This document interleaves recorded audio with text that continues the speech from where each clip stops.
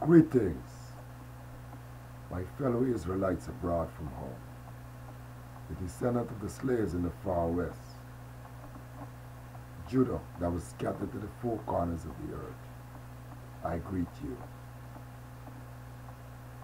Now, today I want to discuss the hidden ones. Who are the hidden ones? We read about the hidden ones in Psalms 83. And for that, let's go to Psalms 83 and see what it says.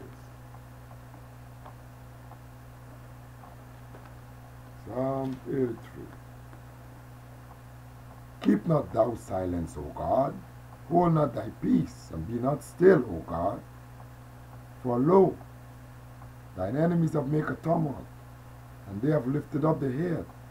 They have taken crafty counsel against thy people, and consulted against thy hidden ones. They have said, Come, let us cut them off from being a nation, that the name of Israel be no more in remembrance. Now, who are these hidden ones? And what are they hidden from? Now, we have to look at this thing in detail and see how best we can figure out who the hidden ones are. Here I'm going to put some text to you so that you will be able to decipher this easily. We look in the book of Kings, in 1 Kings, from the very first chapter. In this chapter, it spoke about King David, who was old in age, and he went down to a place called Gion. And there he was in Gion. And the elders felt that he needed some heat. So they decided to get a young virgin, a damsel from out of Israel, a virgin of course, because he's a king, and bring her in onto the king, so that she could give the king heat. But he never really bothered with that woman. He never bothered with her. Abishai, that was her name. He never had anything to do with her, because he was in a repentant state. And that was his reason for going down to Gion.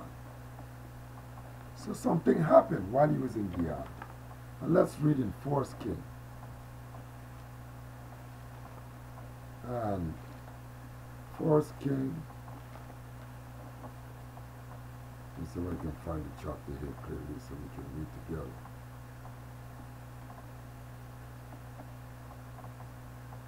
Chapter 1, verse 41.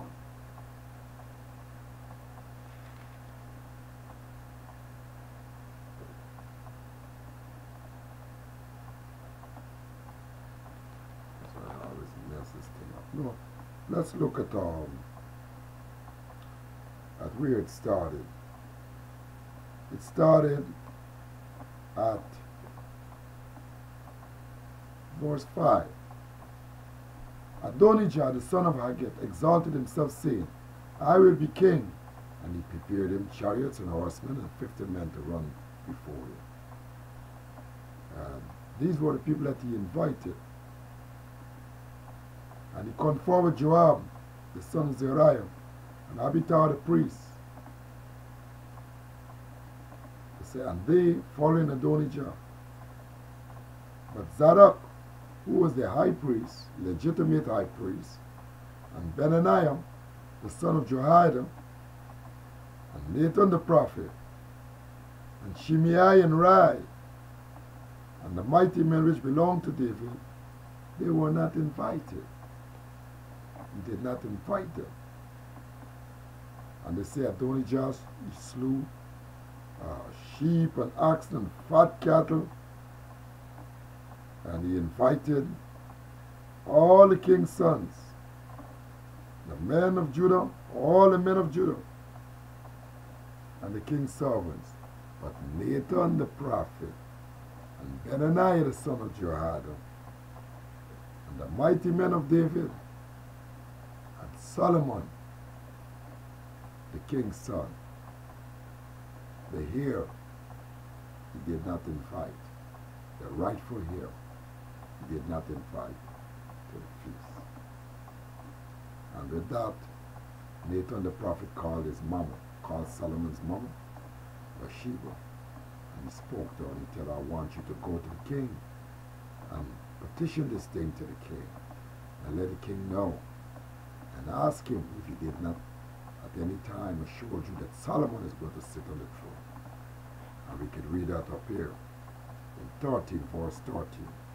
Nathan said, go and get thee unto the king, and say unto him, dost thou, my lord, O king, swear unto thine handmaid, saying, assuredly Solomon thy son shall reign after me, and shall sit upon my throne? Why then do Adonijah reign? So with that, Nathan was to come in after her, which he did, to conform it. And then Nathan, now, he is the one who stepped to the king to ask the king if the king had done something like this without even letting him know about it. And here is the thorn in the whole matter. The king said, this is King David. He said, after speaking with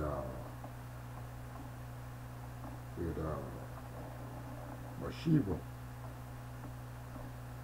and assuring her that Solomon should sit upon the throne, he told her, he said, call me in Zadok, Nathan the prophet, and Benaniah and Jehoiada.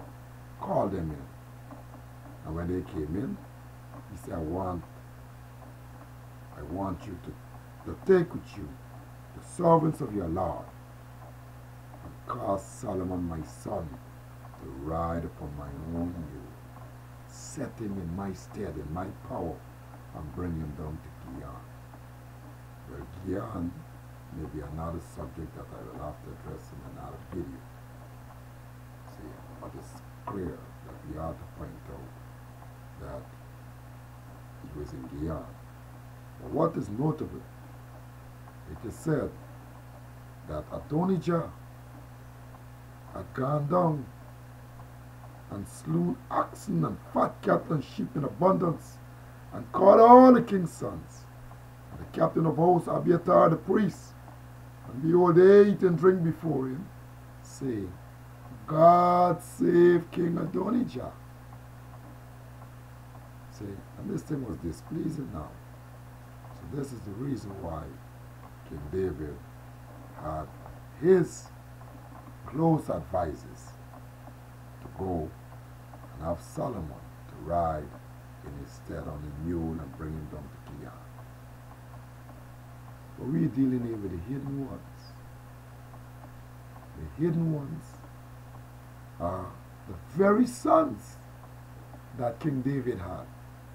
Because I'm going to take you now quickly to Chronicles chapter 3.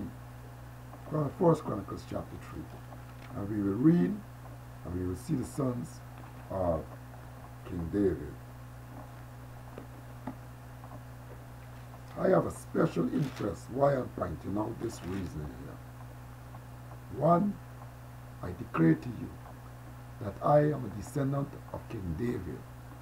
I declare to you that it was the king's children that were sent out into the Americas and the West Indies to become slaves. It was not Africans, it was not just black people, it was not just Israel, but it is the elite, the children of David. Not like abroad when the elites was carried to Babylon. Here, these are the sons of David that went to Ethiopia with King Solomon's son. They are the ones. You would not find their name in the Bible after that incident.